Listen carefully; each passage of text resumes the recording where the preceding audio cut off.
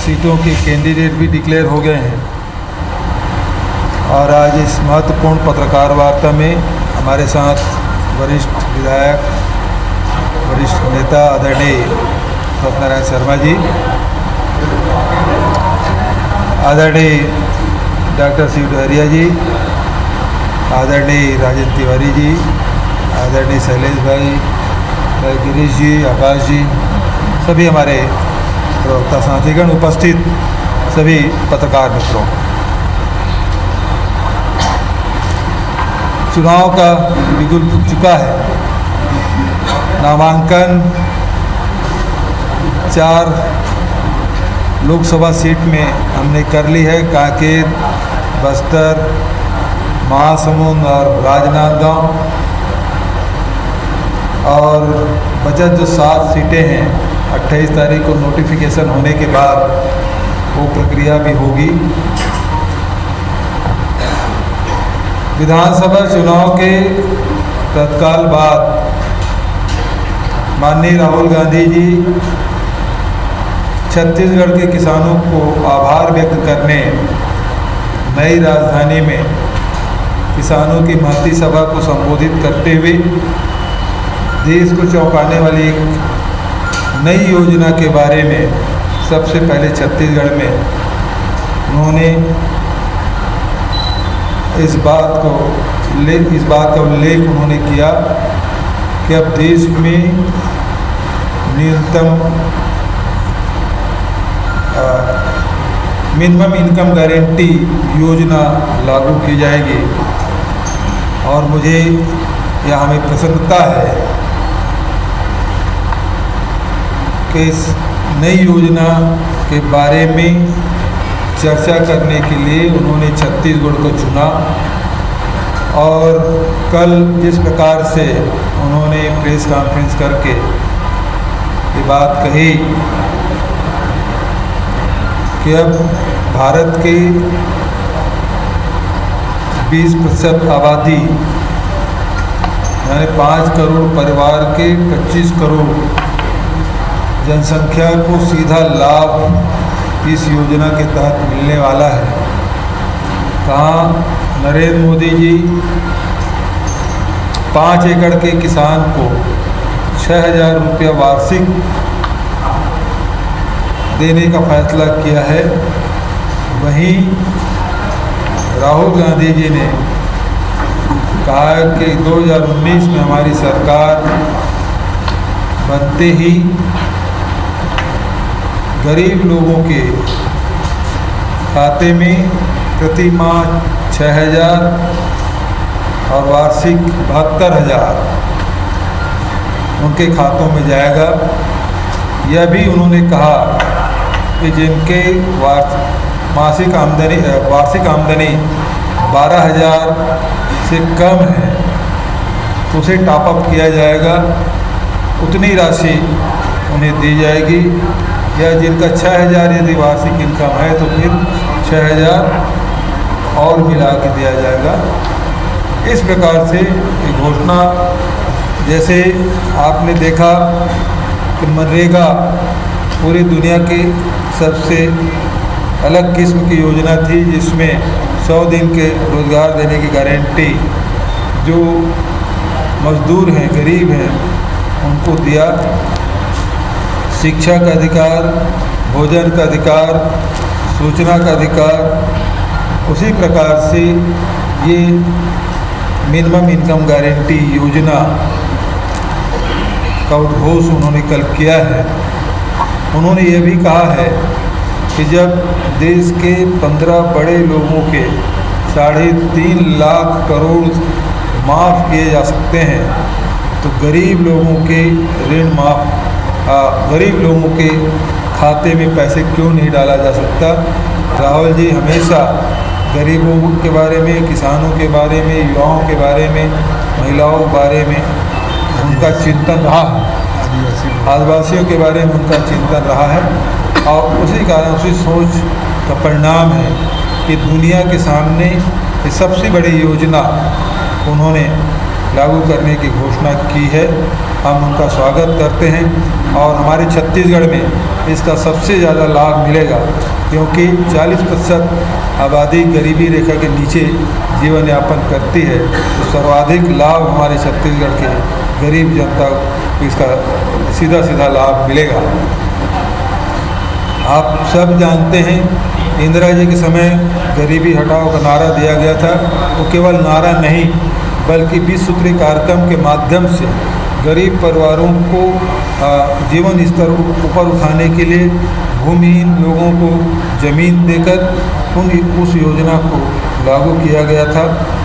ये योजना भी आप देखेंगे कि मनरेगा के तहत जहां 12 करोड़ लोगों को गरीबी रेखा के नीचे से बाहर किया गया था, ऊपर लाया गया था, ये योजना भी बहुत ही भारत के इतिहास में एक मील का पत्थर साबित होगा कि सीधा 25 करोड़ लोग गरीबी रेखा के दायरे से ऊपर आएंगे।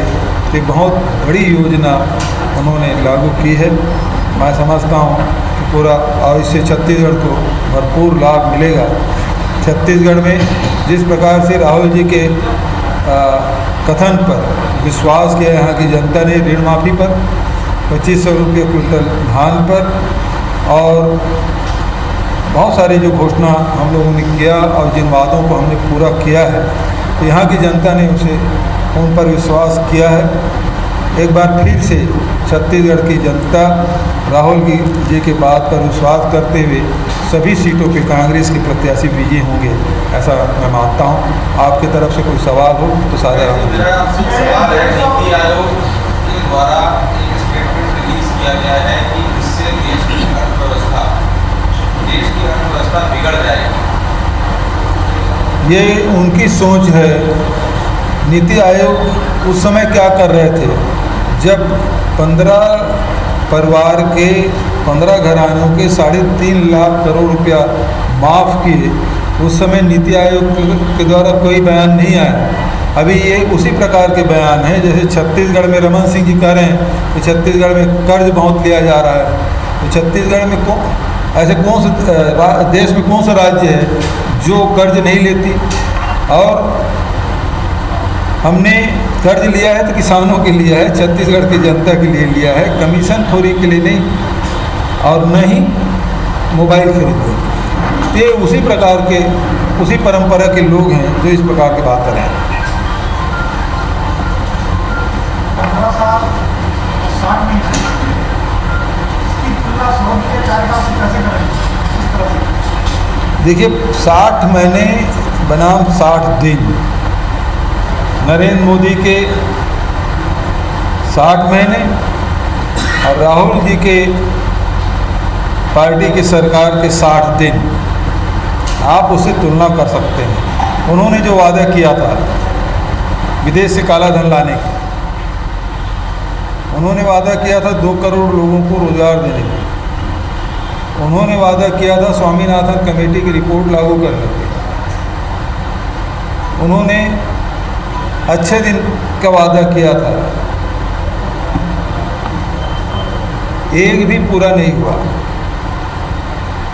महंगाई कम करने की बात कही, डीजल, पेट्रोल, गैस सबके कम करने के, अंतर्राष्ट्रीय बाजार में मूल्य कम, क्रूड ऑयल की कीमत कम होने के बाद भी लगातार पेट्रोलियम पदार्थों की कीमत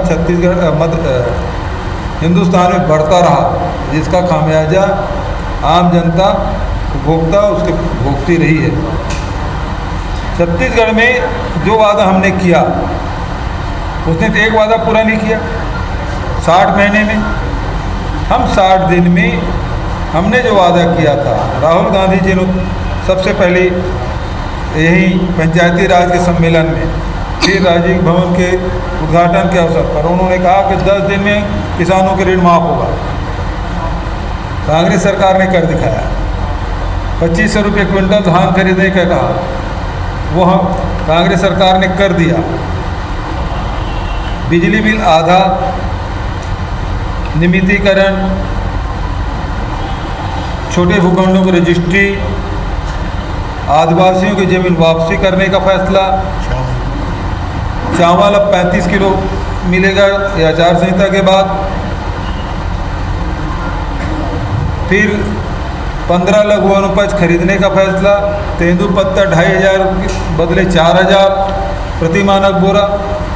तो सारे जो बड़ी घोषणाएं हम लोगों ने किया था, राहुल गांधी जी ने जो लोगों से वादा किया था फॉरेस्ट राइट एक्ट के तहत जो पट्टा देने का, वो सारे फैसले हमने किए हैं और आम जनता को सीधा लाभ मिला है। तो 60 महीने बनाम 60 दिन। क्योंकि बिहार में कोई एक और सीट, बिहार में से कोई एक ऐसी सीट जो चुनौती बनी जिसको माने। देखिए, चुनौती तो सभी है, किसी को कमज़ोर आंकना गलत है या किसी, क्योंकि ये चुनाव है और चुनाव में किसी सीट को हम कमज़ोर नहीं आंकते। इसलिए हमारी तैयारी पूरे 11 लोकसभा की है। और अमित शाह जी ने 65+ की बात कही थी, हमने हासिल किया 68 सीट। अभी रमन सिंह कह रहे हैं कि 11 लोकसभा जीतेंगे, हासिल हम लोग करेंगे। चुनाव को लेकर ये एक सवाल था कि अभी पूरे नए बल लेकर आ गए हैं। हाँ, पूरे 10 सीटों के लिए वो नए प्रत्याशी लेकर आ गए हैं।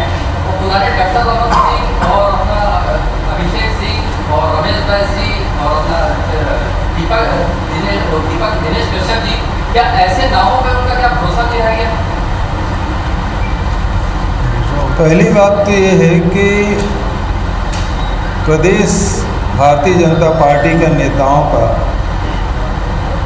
अब एक बार दिल्ली दरबार में उनका देना है। इनके कोई पूछ परख नहीं है, इनकी बात नहीं सुनी जाती। और नहीं तो रमेश बैस की टिकट नहीं करती, केंद्रीय मंत्री विष्णु देसाई की टिकट नहीं करती। यदि रमन सिंह का चलता तो अभिषेक सिंह टिकट नहीं करती, क्योंकि अब पिछले समय अपने बड़े बेटे की टिकट काट के अपने छोटे बेटे को दिया था। मकसूदन यादव को अपना बड़ा बेटा कहते थे, उनके टिकट काट के उन्होंने अपने छोटे बेटे को दिए, तो अपने बेटे की भी टिकट नहीं बचा पाया। तो यहाँ के नेतृत्व और तो और जो प्रदेशाध्यक्ष है भाजपा के विक्रम उसेंडी जी, वो भी अपनी टिकट नहीं बचा पाए। तो इनकी चलती उलती नहीं है।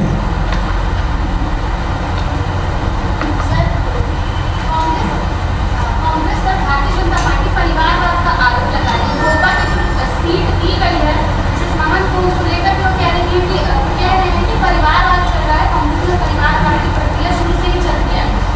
परिवारवाद का आरोप वो लोग लगा, किस मुँह से लगाते हैं? जूदेव का परिवार नहीं है भारतीय जनता पार्टी में। दिलीप सिंह जूदेव, उसके बाद स्वर्गीय दिलीप सिंह जूदेव, उसके बाद उसका भतीजा रणविजय सिंह जूदेव, फिर उनका लड़का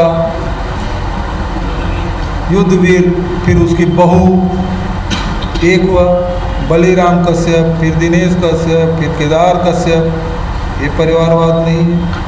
रमन सिंह, फिर उसका बेटा अभिषेक सिंह, ये परिवारवाद नहीं है। रमेश बैस, फिर आपने जिसको निपटाया क्या नाम, श्याम बैस, वो परिवारवाद नहीं है। तो ये पर उपदेश कुशल बहुत है, दूसरे को उपदेश देना बहुत आसान है। नहीं तो अभी किस प्रकार से समाचार मीडिया में क्या चल रहा था, मध्य प्रदेश में भी पूर्व मुख्यमंत्री अपनी पत्नी के लिए अड़ा हुआ था।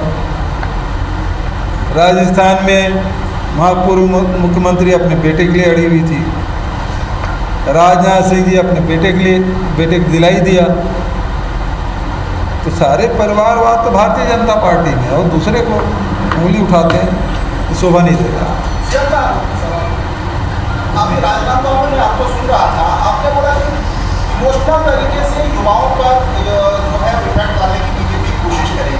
वो इमोशनल चीज़ें क्या है, किस तरह से डर है कांग्रेस को कि वो इमोशनल चीज़ें पार्टी के खिलाफ जाएगी? यार, आज तो हम लोग इस मामले में प्रेस कॉन्फ्रेंस कर रहे थे, सारा मुद्दा इधर उधर हो जाएगा। मैं सारे सवाल को जवाब दे दूंगा, लेकिन मैं चाहता हूं कि इसी में कंसंट्रेट रहे। और इमोशन की बात है, बहुत महत्वपूर्ण सवाल आपने पूछा। भारतीय जनता पार्टी की सरकार है, नरेंद्र मोदी की सरकार है, 5 साल में पूरी तरह से विफल रही है। एक भी ऐसी उपलब्धि नहीं है जिसके भरोसे 2019 के चुनाव में जाए। अब वो क्या कर रहे हैं? अब उन्होंने मंदिर का मामला उठा के देख लिया, उसको लगा कि कुछ नहीं हो रहा है। गाय काम नहीं है। गाय का मामला लाया, वो भी नहीं चल रहा है। अब जब सीमा में जो तनाव हुआ, पुलवामा की जो घटना हुई और एयर स्ट्राइक हुआ, हमारे जवानों ने किया।